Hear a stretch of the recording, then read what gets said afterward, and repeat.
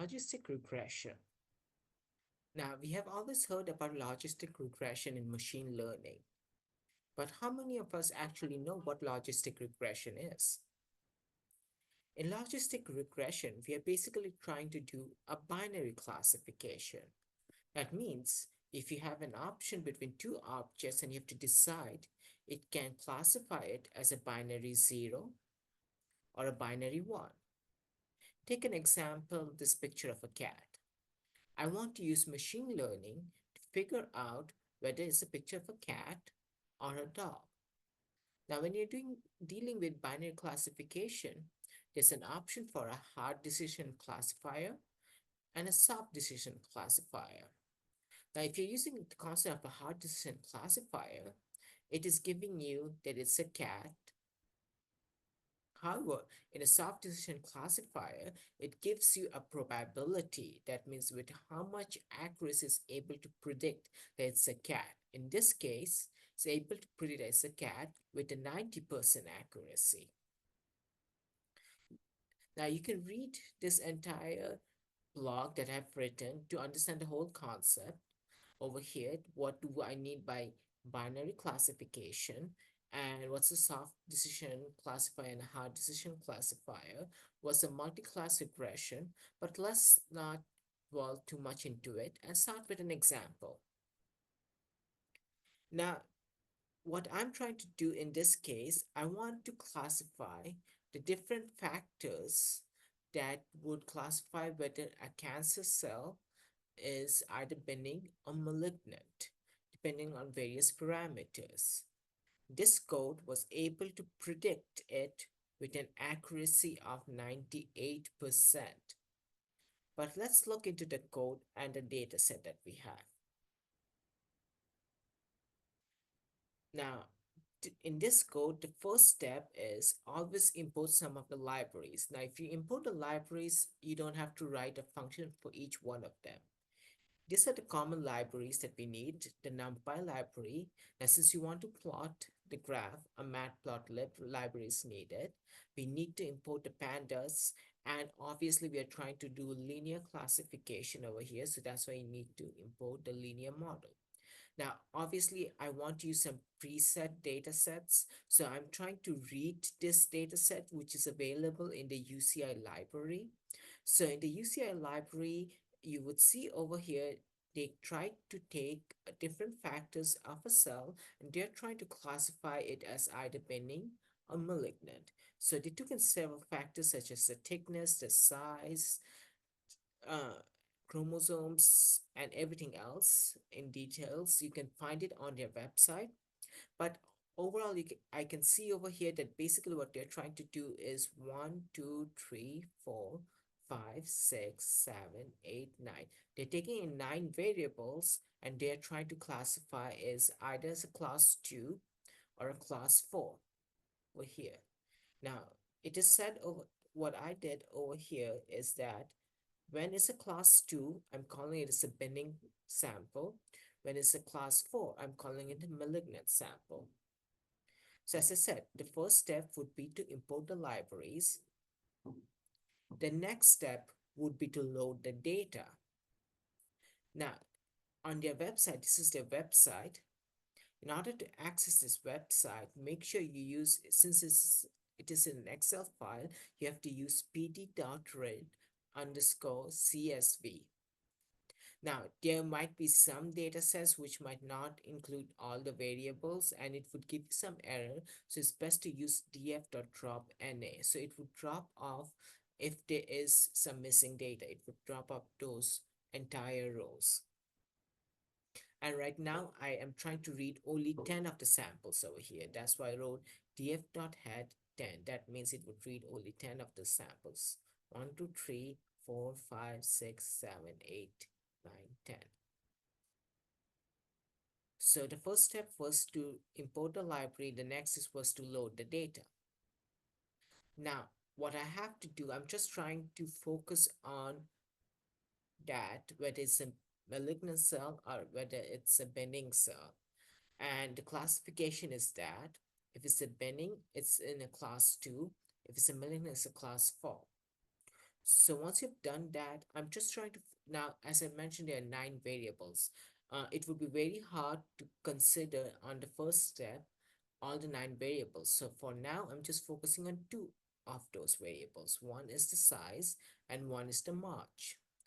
So I'm trying to visualize it. Is there or is there not a correlationship between the size unit and the march, whether the sample is either a malignant cell or a cancer cell?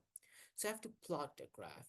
And you could see over here, once you plot the graph, you would see that obviously there is a correlation between the size and the march, whether it would be a malignant cell or a benign cell.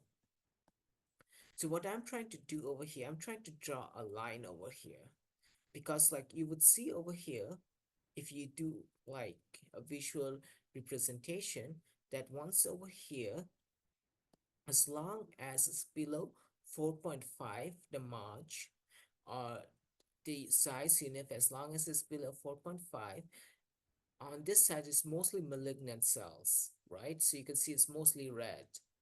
So you're trying to draw a hyperplane visually over here, that anything more than a size of 4.5, you can visually categorize it as a malignant cell. Similarly over here, like if I'm trying to visually draw a line over here, that anything over 4.5 over here, it would be more or less a malignant cell, because most of the greens are below that march. So this is what so that's what I'm doing. I'm trying to write a function, simple classifying, focusing on the features. The two features that I'm focusing on in this case is the march and the size unit. And as long as they are above 4.5, I'm trying to categorize it as a malignant cell. Below it is a benign cell. Now, you do not need to do this, because sometimes what would happen is the sigmoid function, you can use a sigmoid function in order to either differentiate as a soft or a hard classifier. Now, in my case, I am not trying to make it more complicated, since it's just a beginning level. So we won't dwell too much into that, but let's look into the next step. Now, this is important that you scale those data sets. So the first step would be to either split it into training and testing data sets over here. So all the data sets that I have, which is 683, I'm trying to split them in a testing and training data set as 70-30 ratio. Once you have done that, once you split the data sets, it's important that you try to scale them. So in that, it's best to recall this function. Now you have to import this library from sklearn pre-processing import standard scaler. Once you have that, you can make sure that you are scaling those data sets, because if you do not scale the data set, you would be facing a lot of errors. So make sure that you are trying to scale those data sets. Now, regularization is a technique that is used to prevent overfitting. We learn about overfitting and underfitting in a different video, but it is an important factor. And C states the level of regularization. So the higher I choose the value, there would be less regularization. So in this case, I'm taking a constant value of C as a very high number, C1 to the power e to the power 15. So now, in order to perform logistic regression, make sure that you use this one. Logistic regression, you're calling in this function. Okay, so this is what you have to do. Linear model dot logistic regression, it would be trying to call in that function in order to perform logistic regression. Once you've done that, make sure you use this dot fit. Since you used reg over here, so you have to use reg dot fit over here. So now you're trying to train, the first step was to train, apply logistic regression to that model. The next step is trying to fit those training data sets so that it can learn from that model. Once you've done that, you're trying to see the accuracy over here. So the accuracy in this case over here is almost 90% over here. So it's trying to predict. So now you're trying to predict the data. So now you're trying to apply the that now once you've trained the data sets using the same model, in order to see how much is the accuracy. you're finding that your accuracy is 90.7%. This 90.7% accuracy is because you're only depending on two factors. One of the factor was the size and the second was the march. So only if you're focusing on these two features, you're able to predict whether a cell is malignant or whether it's benign with a 90% accuracy. But that might not be enough. You want to increase your accuracy. So how do I do that? As you would as I told you earlier, it's not just two factors that you're focusing on. There are almost nine variables over here. What if I take into account all these nine variables? Would it be able to predict with much higher accuracy? Let's take a look into that. So now instead of just two variables, you're trying to focus on more variables. So that's why what you're trying to do, you're trying to omit only the first and the last column, because the first column is like the numbers, and the last column is the target variable, whether it's benign or malignant. So that's why you're ignoring that, but you're taking into account all the nine other variables. Once you've taken all the nine other features, then again, you're training and testing the datasets by splitting them into a ratio of 70 and 30. The same thing, you have to scale your datasets. Make sure that's the standard procedure, that you always scale your datasets. And for that, you need to use standard scaler. Once you have trained that datasets for both your training and the testing datasets, then again, you can again apply the logistic regression over here.